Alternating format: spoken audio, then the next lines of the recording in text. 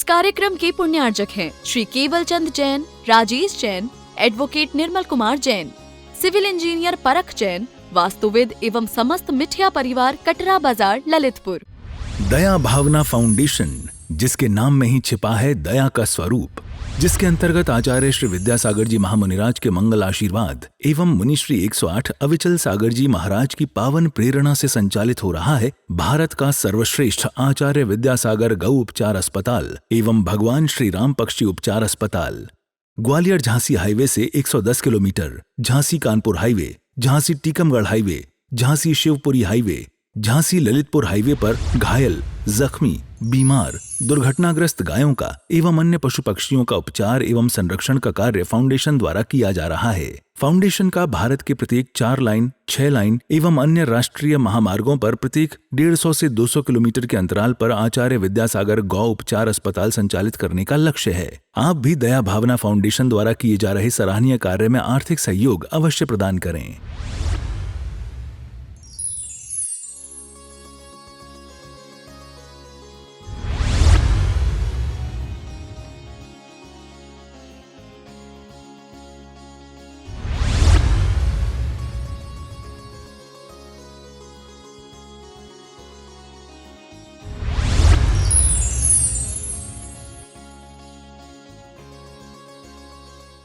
रात में बैठा था मैं ऐसे ही, तो शरीर में कोई पीड़ा थी, तो पीड़ा मौसम के कारण हो जाती, थोड़ा आधा घंटे के लिए आ जाता है एकदम से।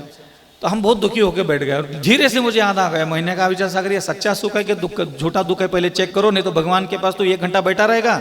और पता चला भगवान की कृपा नहीं हुई, तो चेक किया तो पता चला ये झूठे दुख है। शरीर के दुख तो झूठे दुख है तेरे के, जाने दो, भगवान के लिए, इसके लिए थोड़ी बैठते अपन। सच्चे दुखों को लेकर के भगवान के सामने बैठे।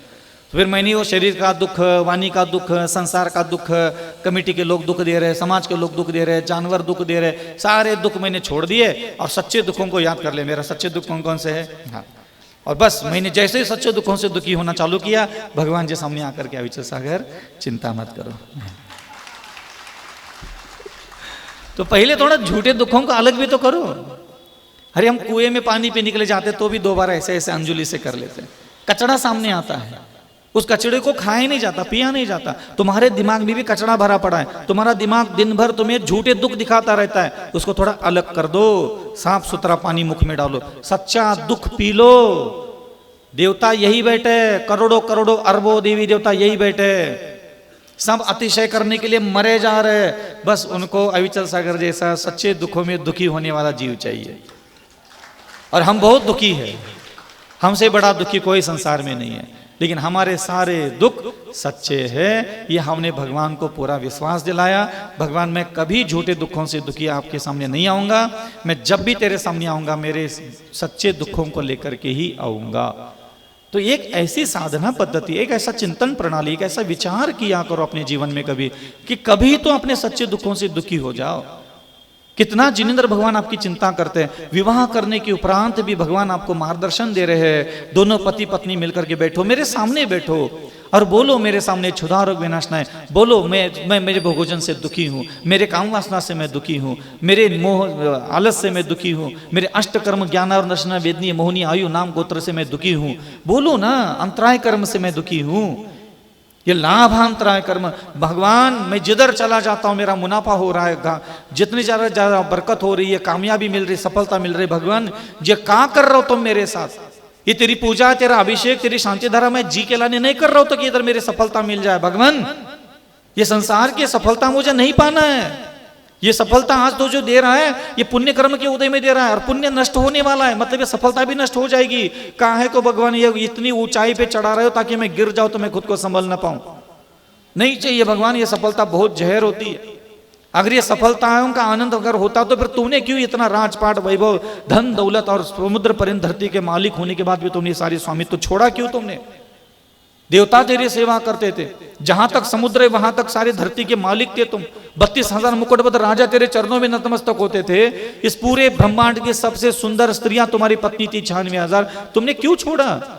अगर ये संसार के बाह्य सफलता ही तुझे देना है भगवान, काहे को मुझे विपत्ति में डाल रहे हो? जिस दिन मेरा पुण्य खत्म हो जाएगा और मैं दरिद्री हो जाऊंगा, भगवान उस दरिद्रता का दुख सहन करने का मुझ में क्षमता नहीं है।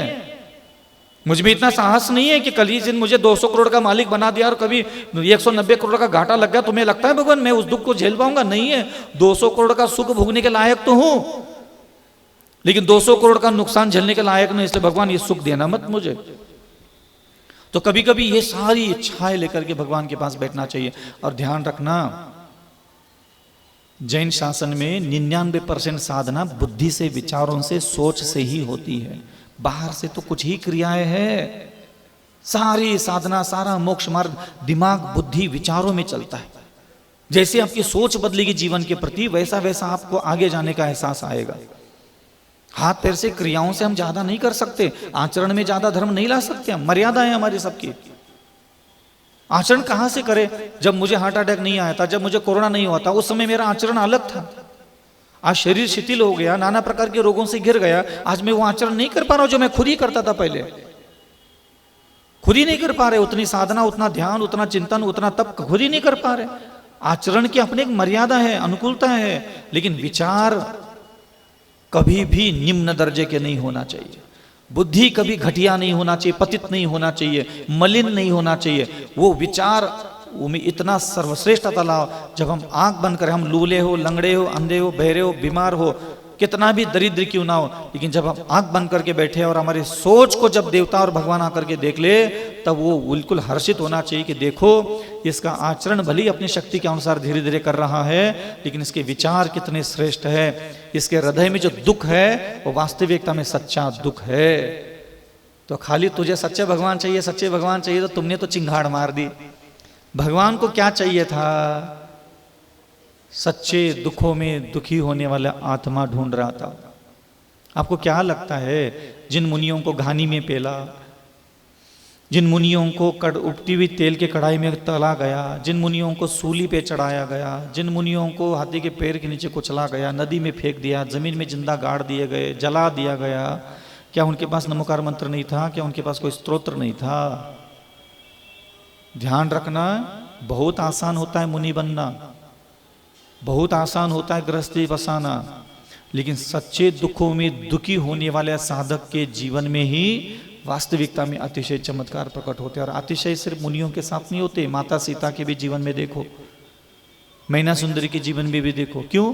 वो सच्चे दुखों से दुखी होती थी। मैना सुंदरी, मेरा पति कोड़ी है, इससे कभी दुखी नहीं हुई। तुम्हारे पति के अंदर थोड़ा क्रोध है, थोड़ा मान है, थोड़ा मायाचार है, थोड़ा प्रेम नहीं करता, इसलिए तुमने 60 साल तक दुखी होकर जिंदगी गुजार दी। तुम्हारे दुख ही झूठे थे, इसलिए तुम्हारे दुखों की कहीं सुनवाई नहीं हुई। तुम्हें कभी किसी माँ ने नहीं कहा, पिता ने नहीं कहा, किसी ने नहीं कहा कि बेटा तेरे दुख झूठे हैं। तेरा दिमाग तुझे कहता चला गया, घोड़े का दर्द, परिवार का दर्द, पति का दर्द, पत्नी का दर्द, तेरा मन तुझे जिन जिन चीजों का ये दुख है, ये दुख है, ये दुख है, ऐसा कहता चला गया, और तुम उसको सच मानते चले गए। मैं गरीब हूं, ये तुम्हारे मन ने तुझे कहा कि अरे देखो, अरे यार अपन लोग गरीब है, अब तुम दुखी होकर बैठ गए। तुम पिछले 20 साल से धन कम है, इसलिए तुम दुखी होकर बैठे हो। ये किसने कहा तुम्हें दुखी होकर बैठने के लिए? तुम्हारे मन ने कहा। भगवान ने कहीं नहीं कहा कि दरिद्र व्यक्ति दुखी होकर बैठना चाहिए, नहीं बैठता। संसार का कोई भी जीव हो, उसको ये पता होना चाहिए कि हमें कौन से दुख में दुखी होना है। एक बार ना आप लोग ना ये सीख लो, मुझे कौन से दुख में दुखी होने का अधिकार है, मुझे कौन से दुख में दुखी होने का अधिकार नहीं है। जिस समय ये निर्णय किसी ने कर लिया, समझ लेना उसका मोक्ष मार्ग में पहला कदम प्रकट हो गया। प्रथम सीढ़ी इसको बोलते हैं। चलो ना, धीरे धीरे चलो ना, घर में रहो, परिवार में रहो, कुटुंब में रहो, अपनी जिम्मेदारियों का, कर्तव्यों का निर्वाह करो, व्यापार करो, परिवार का पालन पोषण करो, 2 बार भोजन करो, पानी पी लो, थोड़ा गांव में घूम लो, कहीं शुद्ध बरासुक भोजन मिलता है तो कचौड़ी बिचौड़ी खा लो, कोई दिक्कत नहीं है। लेकिन दुखी जब भी होना है, सिर्फ सच्चे दुखों से दुखी होने के लिए खुद के मन को कहो। जैसे ही तुम्हारा मन तुम्हें संसार के फालतू के दुखों से दुखी करने लगा, उसको डांट डपट करके भगा देना। जिंदगी बर्बाद कर दी तुमने मेरी, समझ में आ रहा है ना? तो कौन कौन सच्चे दुखों में दुखी होने की जिम्मेदारी ले लेगा? देखो, मैंने दुखी होने के लिए मना तो नहीं किया, और मेरे प्रभु चाहते हैं अविचल सागर सच्चे दुखों में हमेशा दुखी बना रहे, और सच्चे दुखों में दुखी होने वाले व्यक्ति पर ही वास्तविकता में कृपा, अनुकंपा, दया, आशीर्वाद, सहयोग मिलता है, और हमें तो हमेशा मिलता है। मेरे बाहर के दुख कभी दूर नहीं हुए, ना मैंने कभी भगवान से प्रार्थना की, ना ही मेरी चीज़ों ने कभी उन चीज़ों को दूर करने की कोशिश की। मैंने जब भी भक्ति की, स्तुति की, आराधना की, सिर्फ भगवान से प्रार्थना की, मेरे सच्चे वाले दुखों को नष्ट कर दो, मेरे बाहर के समाज को दिखने वाले दुखों को कभी भी दूर मत करो। आज के लिए इतना काफी है। समझ में आ रहा है? भगवान तुम्हारे काय नहीं सुनत। इतना अभिषेक, इतना पूजन, इतना जाप, इतने स्तोत्र, इतने मंत्र, इतने हमारे गुरुदेव का आशीर्वाद देने के बाद भी हम जैसे के तैसे खड़े, लेकिन कहे किसको? इधर मुनियों के प्रवचन, हरिकाओं के प्रवचन सुन करके कलश ले लो, गोलियां ले लो, अभिषेक कर लो, ये कर लो, लेकिन तमन्ना क्या थी? ये मन में रख करके लेते थे कि ये वाला दुख, ये वाली परेशानी मेरी दूर हो जाए। लाखों रुपए गए, बर्बाद तो नहीं, दान का पुण्य भी लगा, लेकिन देने के बाद भी आत्मसंतुष्ट नहीं आया। देखो हमने सब कर लिया, महाराज जी ने जैसा जैसा कहा था, लेकिन ये वाला दुख ही दूर नहीं हुआ, या महाराज जी का आशीर्वाद नहीं लग रहा है। समझ में आ रहा है? तब मुझे लगा कि यार ये कितने भोले जीव है, इन बेचारों को पता ही नहीं, ये सारे धार्मिक अनुष्ठान, क्रिया, कर्म, ये सारे वंदना, पूजन, मंत्रोच्चारण, ये सारी बोलियां जो आप लेते हो, ये सब सच्चे दुखों को ही नष्ट करने के लिए मदद करते हैं। आप सच्चे दुखों से दुखी होकर एक बार बैठ तो जाओ, बस बैठ जाओ पालती मार करके, भगवान आज के बाद मैं दुखे, झूठे दुखों से दुखी होकर तेरे सामने नहीं आऊंगा। ले ये मेरे सच्चे दुख है, तेरे सामने ला करके रख रहा हूं। बड़े बड़े मुनि महाराज भी यही दुखी होके बैठते थे। न स्नेहाश्चरणं प्रयन्ति भगवन् पादद्वयं ते प्रजा हेतुस्तत्र विचित्र दुःख निचय संसार घोरार्णव। मुनि महाराज ये शांति भक्ति का लिखते हैं, लिखते समय शुरू में ही रोने लग गए कि भगवान न स्नेहाश्चरणम प्रयंति। भगवान तुम भगवान हो, सुंदर हो, तीन लोक के नाथ हो, तुम्हारे पास केवल ज्ञान है, अनंत ज्ञान, दर्शन, सुख, वैभव हो, तुम सच्चे भगवान, इसलिए हम तेरे पास नहीं आए। ना ही मेरे हृदय में तुम्हारे लिए कोई प्रेम है इसलिए मैं आया हूं, तुम अच्छे लगते हो इसलिए नहीं आया, और आना भी नहीं चाहता। न स्नेहाश्चरणम प्रयंति भगवान पादद्वयम, तेरे दोनों चरण कमलों में मैं इसलिए नहीं आया कि तुम भगवान हो, श्रेष्ठ हो, उत्कृष्ट हो, तुमने कर्म काट लिए, तुम केवल ज्ञान के धारक हो, तुमने त्याग तपस्या बहुत की थी ना। हेतु तत्र विचित्र दुख निचय, ये संसार में जो मैं अनंत काल से दुखी होकर के भ्रमण कर रहा हूं, झूठे दुखों को अपना सच्चा दुख मान करके भ्रमण कर रहा हूं, उस खोटी बुद्धि के कारण मैं ज्यादा परेशान हूं।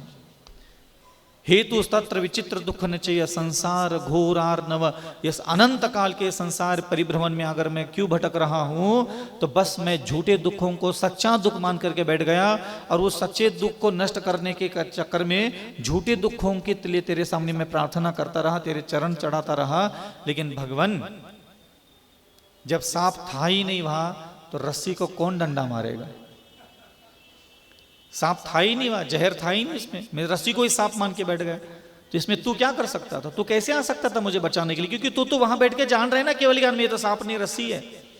और मैं यहां मंद बुद्धि क्या मान के बैठ गया? ये रस्सी नहीं सांप है, ये मेरी गलती है ना।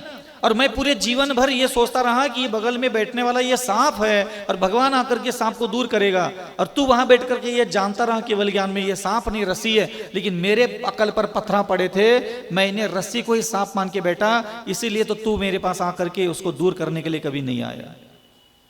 तो तेरे पास अगर बुद्धि में पत्थर पड़े तो क्या कर सकता है भगवान? कोई रस्सी को ही सांप मान के बैठ जाए तो कोई मदद करने के लिए देवता आएगा? बताओ क्यों आएगा? क्या देवता को नहीं दिख रहा है वो रस्सी है? तो देवता और भगवान तो यही चाहेंगे कि अविचल सागर पहले ठीक से देख ले इसको, ये दुखी होके बैठा है अविचल सागर, घबरा रहा है अविचल सागर, बंद कमरे में सांप आ गया। तो अविचल सागर जी को थोड़ा खुद समझदारी से देखना चाहिए, ये सांप नहीं ये रस्सी है। इसमें देवता को आमंत्रण करने के लिए रात भर अविचल सागर स्तोत्र पढ़ने लगा। मान लो मेरे कमरे में सांप आके बैठ गया रात में, और मैं डर के मारे अरे सांप आ गया, सांप आ गया, सांप आ गया, सांप मेरे कमरे में बैठा। अंधेरे में क्या करेगा? रस्सी का डाल के चला गया कोई रात में। मैंने सुबह उठ के देखा तो वहां सांप दिखा रही हो, सांप आ गया। मैं भक्तांबर पढ़ रहा हूँ, नमोकार मंत्र पढ़ रहा हूँ। अब बता मुझे, कोई देवता, कोई देवी, कोई मंत्र की शक्ति आएगी क्या मेरे पास? क्या आंख पे पट्टी बांध के बैठी मेरे जैसे? वो यही सोच करके नहीं आती, अरे अविचल अगर पगला हैगा, बुला तो सही रहा है हमें, मंत्र तो ठीक से पढ़ रहा हो, लेकिन ये बुला काय कर रहा हो, बोले इसके दिमाग में ये सांप बैठा ख्याल है। नहीं नहीं नहीं अविचल सागर कोई बात नहीं, डरने दो, घबराने दो, थोड़ा प्रकाश आ जाएगा, समझ में आ जाएगा इसको, ये सांप नहीं। इसी प्रकार ध्यान रखना, आज भगवान जी ने मुझे आपके पास भेज दिया ये बताने के लिए कि भज्जा, ए भज्जा, तुम सच्चे दुखों से दुखी नहीं हो, तुम्हारे दुख कैसे हैं? झूठे दुखों से दुखी हो। अब बताओ कौन क्या कर सकता है तुम्हारा? कोई इलाज है तुम्हारा दुनिया में? कोई इलाज नहीं है। झूठा दर्द भी डॉक्टर ठीक नहीं कर सकता है। सच्चा दुख बता दोगे तो दवाई भी मिल जाएगी, तो काम भी करेगा, असर भी करेगा। दर्द भी तो सच्चे बताना पड़ेगा। झूठा दर्द डॉक्टर को बताओगे तो भी डॉक्टर की दवाई नहीं रखता, तो भगवान है। इसलिए सच्चे दुखों से दुखी होने का अभ्यास करो। नहीं समझ में आ रहा है तो हम कभी और आपको थोड़ा सा और प्रकाश डालेंगे कैसे सच्चे दुखों से दुखी होते हैं। तो आज आपको एक चीज से दुखी होना है, दुखी होके बैठना दिन भर मुंह लटका के। वैसे तुम लोगों का फेवरेट आदत है मुंह लटका के घूमना दिन भर, कोई कितना समझा दे, कोई कितना खिला दे, पिला दे, कपड़ा दे दे, दुखी होके बैठना ही है। तो आज आप दुखी होके बैठना सब लोग, ठीक है? मुझ में इतनी काम वासना क्यों है, इससे दुखी होके आज दिन भर गुजारना है। बस दुखी होके बैठ जाओ, दुखी होके बैठ जाओ। समझ में आ रहा है? नहीं आ रहा है? हाँ, सच्चे दुखों से दुखी होके बैठ जाओ, क्या दिक्कत है? मुझ में इतना मोह क्यों है, मुझ में इतना मान क्यों है, मुझ में इतना मायाचार क्यों है? कभी सच्चे दुखों से, या तो काम भावना से या फिर भोजन की भावना से। मुझे इतनी भूख क्यों लगती, इतनी प्यास क्यों लगती है, इससे दुखी होके बैठ जाओ। थोड़ा सा देख तो लो जिनेंद्र भगवान ने आपको क्या आज्ञा दी है। तो भोजन के दुख से दुखी हो जाओगे क्या? मोहन पुष्पम निर्वामी, काम बांध पुष्पम निर्वामी, कौन सा आसान है आपके लिए? महाराज आप तो प्रवचन करो, ठीक है? आप सिर्फ प्रवचन करो, बहुत अच्छा बोलते हो, हमें सुनने में बहुत अच्छा लगता है। आप ज्यादा इंटरफेयर मत करो महाराज, बस प्रवचन अच्छे से क्या करो, सुनने में तो बहुत अच्छा लगता है। तो बस कोई बात नहीं, लेकिन फिर भी चाहूंगा कि 10 मिनट तो कम से कम आज भोजन से और काम भावना से दुखी होके 10 मिनट दुखी होके दिखाओ भगवान को। एक बार भगवान को जताओ तो सही तुम कितने दुखी हो, पता तो चले। भाव पूजा, भाव पूजा, बहुत नाटक करते नहीं है भाव पूजा वाले।